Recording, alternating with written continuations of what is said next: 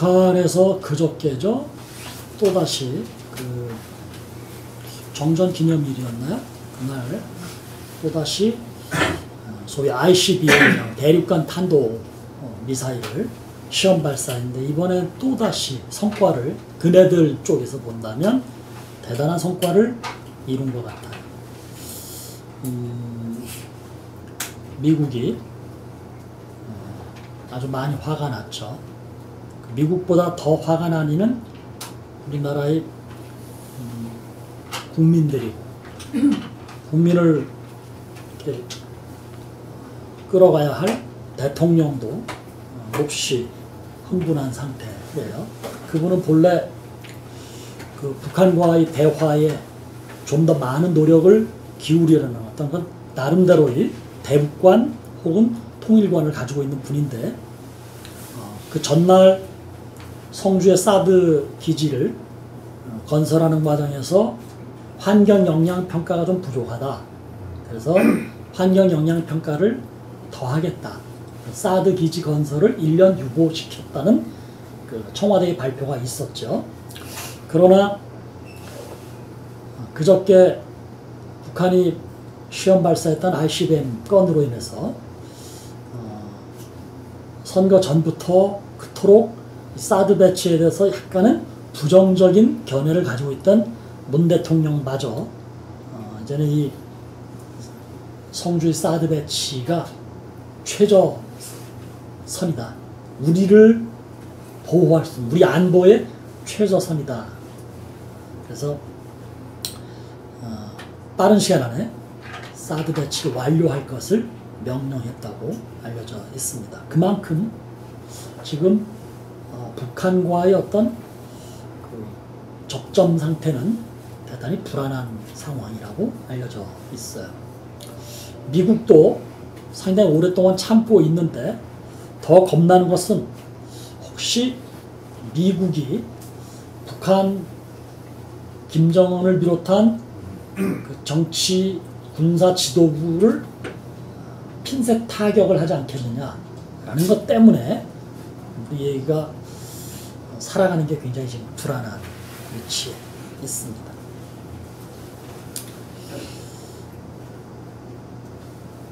이 사건 전에는 저는 군사적인 얘기는 생각 안 하고요. 여러분의 경제를 걱정했어요. 뭐 시간제 알바나 비정규직으로 있는 분들은 내년부터 시급이 16% 올랐으니까 꽤 괜찮은, 그만하면 그래도 상당히 많이 오른 거죠. 저도 시급을 조금 받아봤는데요. 16%가 오르면 괜찮은. 근데 이제 반대편에서 본다면 자영업자들의 입장 혹은 기업을 하는 사람들이, 중소기업을 하는 사람들의 입장에서 본다면 고용한 직원에게 1년 만에 임금을 16% 올려줘야 된다. 이것도 또 만만한 일은 아니겠죠. 근데 받은 사람들 입장에서 보면요, 16%가 굉장히 커 보이지만 또 막상 받으면 그 별거 아니에요. 더 올라야 된다. 빨리 10,000원이 됐으면 좋겠다. 이렇게 얘기들을 하죠. 무슨 얘기인가 하면 경제 이야기는 아무리 해도 부족함이 없는 것 같아요. 아무리 해도 주는 사람이나 받는 사람이나 돈 벌기 어려운 거고, 돈 문제만큼은 정말 우리를 작아지게 만들고 아주 힘들게 하는 거죠. 뭐 그것만은 아니잖아요. 뭐 가정에 가족들과의 어떤 관계 문제, 가족 가운데 누가 심히 아프다든가 걱정거리가 있을 때, 이것도 우리를 사실 참 피곤하고 불편하게 만드는 일들입니다. 가지나 롤러코스터 타봤지? 롤러코스터를 뭐라고 그러나? 용인에서는 롤러코스터를 뭐라고? 롤러코스터. 뭐? T. T-익스프레스. T-익스프레스? 네. T-익스프레스. 롤러코스터를 저도요, 최근엔 타본 적이 없어요. 한 20년, 우리 결혼하고 롤러코스터 타본 적 있나? 없죠? 결혼 전에 제가 롤러코스터를 한번 타봤어요. 그때 제가 청년부를 교회에서 맡고 있었는데, 청년들하고 용인에 소풍 갔다가, 거기서 걔네들이 저를 억지로 태워가지고 한번 탄 적이 있는데, 그때 제가 20대 후반이었으니까 짱짱할 때인데요. 30대 때였네요. 근데 힘들더라고요. 뭐 오르고 내리고 한 바퀴 돌고 이러는데 이게 뭐 막 눈알이 막 튀어나올 것 같고요. 메스 것 같고, 그 다음에 사실은 온 몸에 근육과 신경이 꽉 조여오는 거죠. 예. 심장이 쫄깃쫄깃하다라는 게 그런 때 두고 하는 얘기죠. 그거 정말 힘들더라고요. 그 이후는 제가 안 탔습니다. 제 아내하고 비슷한 것만 타봤는데요. 이걸 뭐라 그러지? 바이킹. 예, 이거 탔다가 롤러코스터보다 더 힘들었어요. 그게 또 저 장흥이라는 데 가면 쬐끄만 게 있어요. 이게. 바이킹 쬐끄만 거. 그거 성경 공부하던 성인 성경 공부반 졸업 끝내고 수료를 하고 그분들하고 장흥에 놀러 갔다가 거기서 그걸 탔는데요. 이야, 조그만 게 더 무섭더만요. 각이 이게 심해가지고. 겁났어요. 그때 제가 30대 중반이었는데, 그 이후는 그런 거는 이제 근처도 안 가는 거예요. 롤러코스터 얘기가 좀 길어졌는데, 사는 게 말이죠. 돈 때문에 압박을 받거나, 가족 문제로 인해서 힘들어지거나, 사는 게 어딘가 불편했을 때, 우리 인생은 진짜 롤러코스터 타는 것 같아요. 인생의 압박을 받기 마련이죠. 그러나 여러분, 북한이 ICBM을 자꾸만 시험 발사해서 계속 성공하는 거예요. 쟤네들은 성공률이 자꾸 높아지는 겁니다. 미국 사람들은 뭐 어느 정도로 겁을 내는가 하면 10,000km를 얘가 날아갈 수 있다는 거죠. 10,000km면 뉴욕으로 가는 거예요. 그러니까 미국은 지금 굉장히 겁을 먹고 미국이 그 정도면 걔네들은 ICBM은 필요 없고요. 휴전선 쪽에 배치해놓은 장사포만 터뜨려도 서울 여의도도 쑥대밭이 돼요. 겁나죠. 그런데 묘하게도 하나님은 이런 상황을 이미 염두에 두셔서 우리에게 해주신 말씀이 있어요. 말씀 한번 찾아보십시다. 요한복음 14장 1절.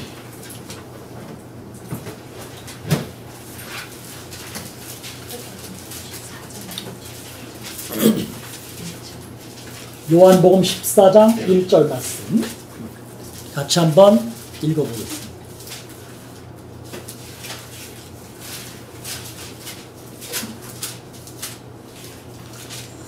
함께 봅니다. 시작. 너희는 마음에 근심하지 말라. 하나님을 믿으니 또 나를 믿으라. 지민아, 누구를 믿어라? 그치? 예수님께서 제자들에게 하신 말씀인데요. 이제 예수님이 십자가를 지실 날이 얼마 안 남았어요. 그래서 예수님이 제자들에게 불안해하고 두려워하는 제자들에게 주신 말씀이에요. 얘들아, 내가 없어도 너희는 걱정할 게 없단다. 내가 십자가를 지고 혹은 승천을 해서 너희 곁에 없더라도 나로 인해서 너희를 핍박하고 너희를 체포하고 고문하고 죽이는 일이 있다 하더라도 너희가 걱정할 것이 없단다. 왜냐하면 하나님을 믿으니 곧 나를 믿으라. 예수님은 이렇게 말씀하십니다. 믿음을 가진 자는 그런 삶의 외형적 조건, 우리 인생의 밖에서부터 불어오는 수많은 어려운 문제 때문에 너무 힘들어할 것 없단다. 이렇게 말씀을 하셨어요. 미국은요, 헌법 전문에 하나님에 대한 이야기를 하고 있어요. 그들은 자기들 나라가 건국되는 과정에서 하나님의 역사가 있었음을 믿음으로 고백하는 사람들이에요. 저는 미국을 뭐 썩 좋아하지 않지만 이런 부분은 굉장히 존경하고 그 신앙의 전통을 존중해요. 어느 정도인가 하면 이게 미국 달러 지폐예요. 이 달러 전면에는 인물들이 나오는데요. 여러 인물들이 등장하죠. 벤자민 프랭클린이 가장 유명하지만 $1짜리인데요. 이 달러 뒷면에 뭐라고 써있냐면 건이란 말이에요. 원자 위에 In God we trust. 발음 너무 좋아요. 내가 영문도 모르고 들어갔다 영문도 모르고 공부하고 영문도 모르고 졸업했지만 내 영문과 출신이에요. 발음을 들으면 알아요. In God we trust. trust. 아, 혀가 이렇게 말리네. 무슨 말이지 이게? 신을 믿는 우리가 우리는 신을 하나님을 하나님을 믿는다. 그렇죠? 하나님을 믿는다. 그냥 문장대로 한다면 인가 하나님 안에서 we trust. 우리는 믿는다. 그냥 쉽게 번역을 하면 우리는 하나님을 믿는 삶을 산다. 어디에 써 있는 거야? 그게 지금 돈에 써 있어요. 여러분, 사람들은요, 사실은 in cash we trust 해요. in gold we trust. 우리나라 사람들은요, in America we trust 해요. 혹은 in American force we trust. 그런데 정작 그네들은 in cash가 아니고요, in God이라고 고백하는 거예요. 왜? 예수님 그러셨거든요. 너희는 마음에 근심하지 말라. 하나님을 믿으니 곧 나를 믿어라. 이렇게 말씀하셨거든요.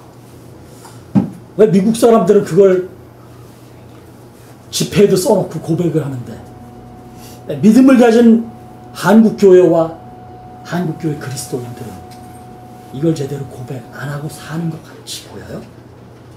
왜 여러분은 이 고백이 내 고백이 아니라 저 사람의 고백 혹은 저 멀리 있는 고백처럼 떨어뜨려서 생각하세요? 잘못된 거죠. 우리도 영어로 한번 해봅시다. 따라합시다. We trust. In cash가 아니에요. In gold가 아니에요. In America가 아니에요. In American force가 아니에요. In SAD가 아니에요. In missile이 아니에요. 인가 하나님이에요. 그걸 예수님이 이렇게 말씀하신 거예요. 이 고백이 안 되면 주로 어딜 바라보고 사는가 하면 땅만 바라보고 사는 거예요. 세상만 바라보고 사는 거예요. 사람만 바라보고 사는 거예요. 돈만 바라보고 사는 거예요. 근데 그거 아니에요. 우리 중에 어떤 분이요, 실제 인물에 우리 중에 어떤 분이요, 주식 투자했다가 쫙 올라가는 줄 알았다가 그냥 확 떨어져가지고 진짜 롤러코스터를 경험하신 분이 있어요. 자기 이야기인데 나 같으면 정말 눈물을 뿌려가면서 얘기해야 될 건데 얼마나 허탈하게 얘기하는지 몰라요. 웃으면서 제가 그랬어요, 목사님.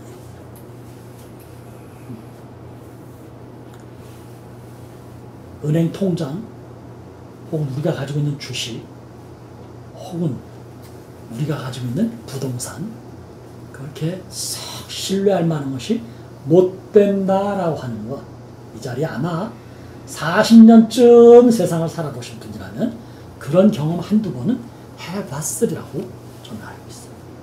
그런 거잖아요. 오늘 우리가 읽는 요한복음에 예수님이 누구십니까?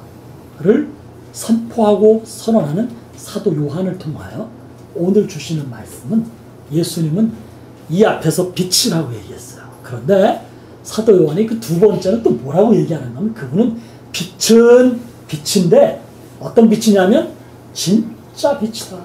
True light, true light. 진짜 빛이다. 그러면 한번 생각해 봅시다. 진짜 빛이다, 참 빛이다 라고 얘기한다면 그 이면에 무슨 빛이 있다는 거예요? 가짜 빛들이 있었다는 거예요. 맞거든요. 실제로 역사적으로 보면 많은 사람들이 와, 저분이 빛인가 보다. 저분이 정말 세상의 빛입니다. 이렇게 고백하거나 인정하거나 찬사하거나 추앙했던 수많은 인물들이 있어요. 그 가운데 잘못된 사람들은 자기가 스스로 신이라고 얘기하는 일도 있었어요. 근데 그건 다 가짜예요.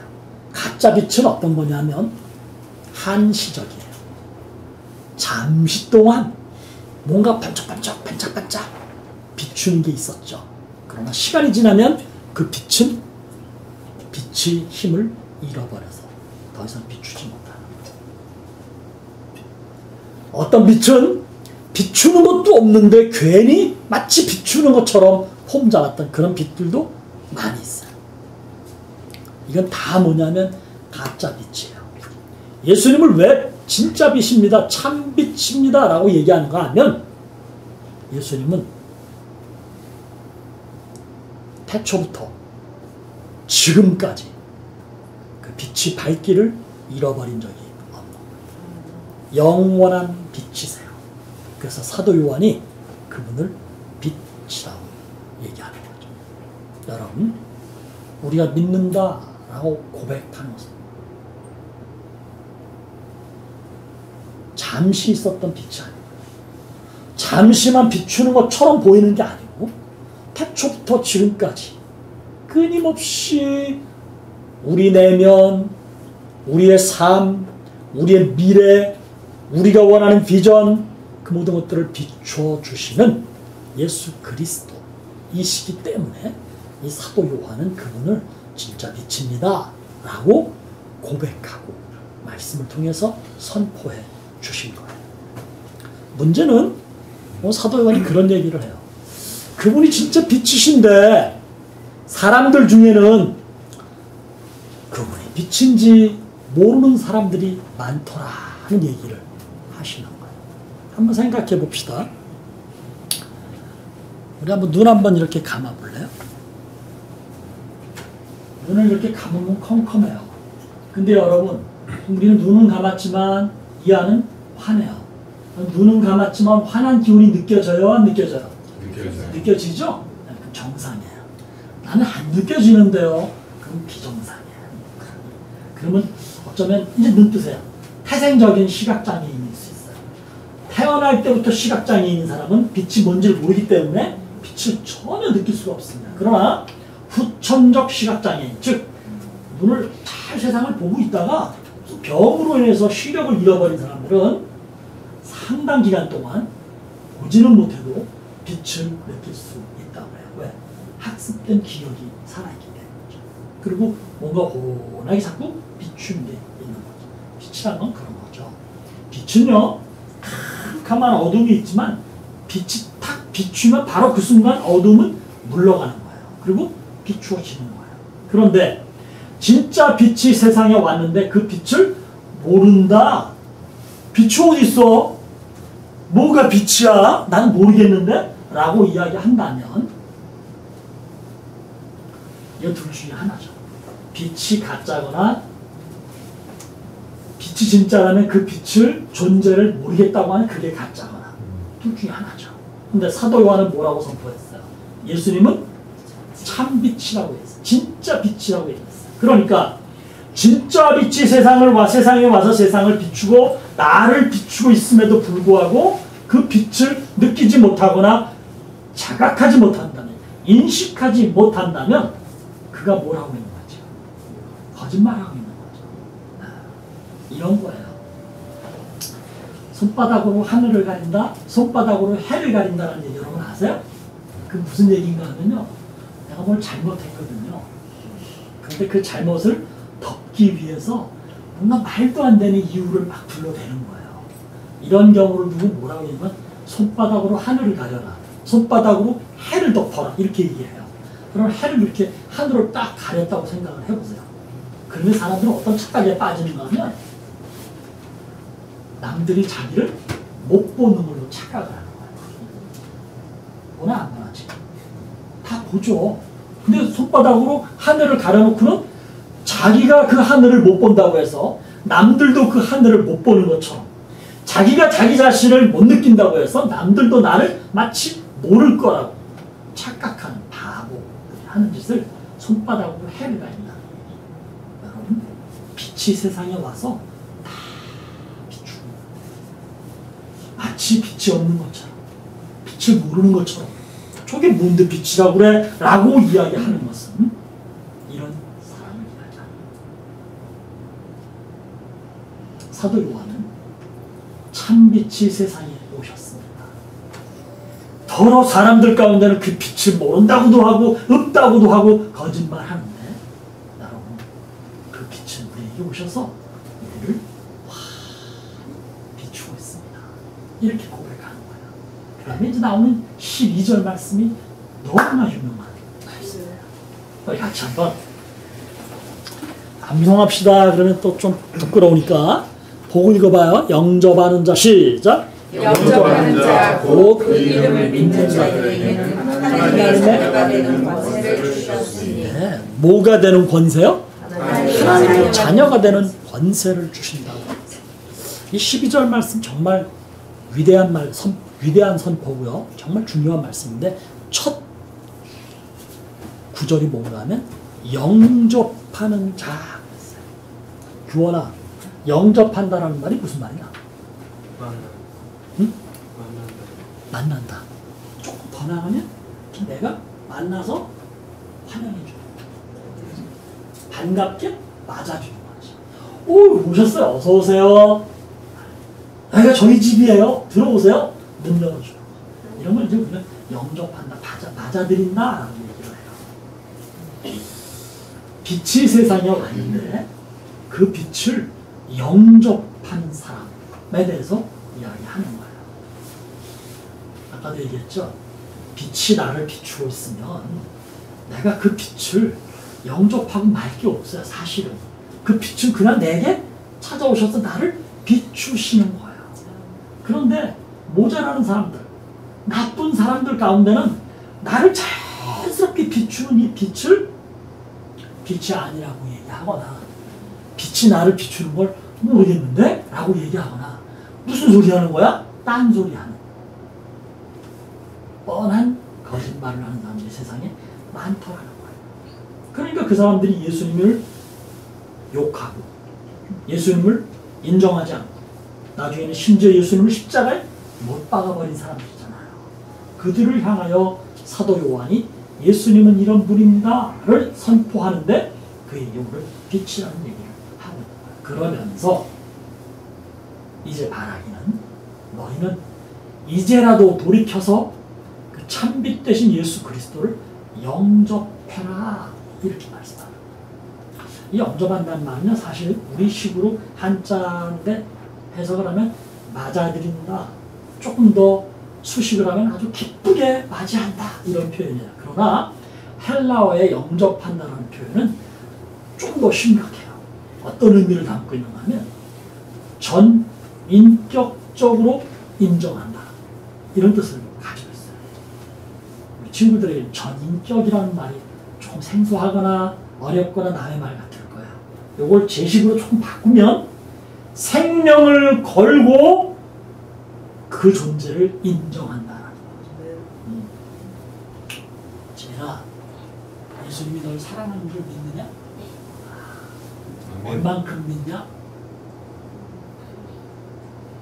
하늘만큼? 땅만큼. 우리 지민이 수준은 100%. 우리 어른들, 저를 비롯한 어른들의 수준에서 이야기한다면 뭘 걸고? 뭘 걸고? 생명을 걸고 목숨을 걸고 내가 예수가 나의 주임을 믿습니다. 실제로 이 고백 때문에 초대교회의 12제자를 비롯한 수많은 그리스도인들이 화형당하고 목 졸라 죽임당하고 칼에 찔려 죽고 소위 순교당했잖아요. 그 얘기를 하는 거예요. 그래서 영접한다는 얘기는 그냥 받아들인다는 정도가 아니고요. 주님을 내가 나의 주님으로 믿고 고백해서 내 주님으로 맞아들이는데요. 어떤 각오로 그분을 맞아들이는가 하면 내 목숨을 걸고요. 내 생명을 걸고요. 그분을 나는 고백합니다. 이게 바로 영접하는 자라는 이야기예요. 그런 사람에게 주시는 선물이 있다고 그랬어요. 그게 뭔가 하면 하나님의 자녀가 되는 권세 이랬어요. 이 표현, 즉 하나님의 자녀라는 표현은 사실 구약 성경에도 많이 나오기는 하지만 조금은 생소한 표현이에요. 이 신약적 표현이에요. 구약 시대에는 하나님의 자녀라는 표현보다 어떤 말이 많았는가 하면 하나님의 백성이라는 표현이 훨씬 많이 나와요. 이게 왜 하나님의 백성이냐면 세상에 수많은 백성들이 있는데 그 수많은 백성들 가운데서 어느 한 백성, 어느 몇몇 백성 혹은 어느 한 부류만 하나님이 너는 내 백성이다 라고 선택했다라는 얘기예요. 그래서 유대인들은 선민이라는 표현을 많이 써요. 선민이라는 게 선택받은 민족이라는 얘기잖아요. 왜 선택받았다고 이들은 고백하는가 하면 우리는 하나님께서 우리를 선택해 주셨어. 근데 왜 우리를 선택해 주셨는가 하면 우리가 하나님의 말씀을 잘 듣고 잘 믿고 잘 행하기 때문이야 라고 이들은 생각을 해요. 맞았게 틀렸게? 틀렸죠. 예, 틀렸어요. 하나님이 여러분을 사랑하셔요. 그런데 여러분을 왜 사랑하실까? 예준아, 좀 어려운 물이긴 널 하나님 왜 사랑하시냐? 어? 아, 하나님 너를 만드셨기 때문에. 그렇지. 그거 말고 딴 게 또 없지. 너가 뭐 특별히 잘한 게 있냐? 이거 우리 예준이는 주일날 찬양을 섬기기 위해서 아침에 일찍 밥도 못 먹고 엄마랑 여기 와가지고 연습하고 좀 요령 좀 피우고 싶으면 싸늘한 엄마의 눈길 때문에 요령을 못 피우고 좀 피곤한 토요일 주일을 보내겠습니다. 월화수목금은 공부 때문에 토요일 주일은 찬양 때문에 아주 피곤한 나날을 보내는 예송녀 예준이를 하나님이 보시면 참 니네가 나 때문에 엄마한테 핍박을 받는구나. 내가 너를 더 사랑하나 이럴 수는 있겠지만 사실은 뭐 그만한 건 우리들이 대충 해. 그러니까 예준이와 예송이가 이걸 열심히 한다 그래서 하나님이 특별히 사랑한다는 건 조금 무리가 있는 표현이죠. 지민아, 하나님 너를 왜 사랑하실까? 그렇지. 하나님의 자녀니까 사랑하는 거지. 네가 뭐 하나님한테 특별히 나보다 잘한 게 있을까? 있을지도 몰라. 근데 이제 별 차이가 안 나는 거야. 우리말에 50보 100보라는 말이 있어. 좀 굉장히 잘하는 것 같아도 그게 사실 별거 아니거든. 하나님은 우리가 뭘 했기 때문에 사랑하시는 게 아니에요. 근데 유대인들은 착각하는 거예요. 우리가 율법을 잘 지켰습니다. 하나님과의 약속을 우리가 잘 지켰습니다. 우리 뭐 금식도 하고요. 11조도 드리고요. 우리 구제도 하고요. 우리 뭐 별걸 다 해요. 그러니까 하나님은 나를 사랑하시는 거예요. 이게 유대인들이 가진 큰 착각이에요. 사실은 하나님은 그딴 짓을 100번 하더라도 뭐 그거나 저거나 좀 속된 표현은 그놈이나 이놈이나 다 거기서 거기. 하나님은 우리를 사랑하시는 것이 그냥 예준이의 표현대로 한다면 하나님 나를 지으셨기 때문에, 지민이의 표현대로 한다면 하나님 나를 그냥 사랑하시 자녀이기 때문에 그 이상도 그 이하도 아니라 이걸 신학적 용어로 뭐라 하냐면 무조건적 사랑 이렇게 불러요. 따라해볼래? 시작. 무조건적 사랑. 조건이 아니라 그분의 사랑. 그러니까 하나님이 유대인만 야 니네만 정말 예쁘구나 이렇게 택해서 사랑하신 게 아니라 모든 사람들을 공평하게 사랑하시는. 문제는 하나님이 나를 사랑하시는 걸 아는 것과 모르는 것의 차이가 있는 거예요. 어떤 사람은 하나님의 사랑을 모르는 거예요. 그럼 하나님이 날 사랑하셔. 무슨 하나님이 어디 있어? 아까 얘기했다. 참빛 곧 세상에 와서 세상을 비추지만 빛이 없다라든가 빛을 모른다라든가 눈을 질끈 감고 빛이 없어. 난 빛을 몰라. 이러는 인간들. 하나님의 사랑을 인정하지 않는 거죠. 그러나 여러분과 저 같은 사람은 하나님 제가 참 죄가 많습니다. 제 내면에는 미움도 있고요. 질투도 있고요. 욕심도 있고요. 욕정도 있어요. 남의 것 탐나기도 하고요. 어떻게 해서든지 남을 밟고 일어서고 싶은 그 욕망들이 가득해요. 그런 저를 하나님 사랑하셔서 하나님의 자녀로 삼아주셨으니 하나님 감사합니다 라고 고백을 하는 사람, 그거 진짜라는 거죠. 그 사람이 빛의 존재를 인정하는 거예요.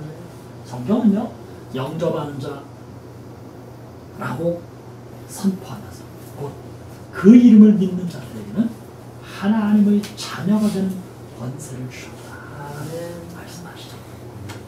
우리가 하나님의 자녀가 되는 건 다른 어떤 조건이나 행위가 필요한 게 아니야. 딱 하나, 믿음을 가지면 된다라고 말씀하셨어요.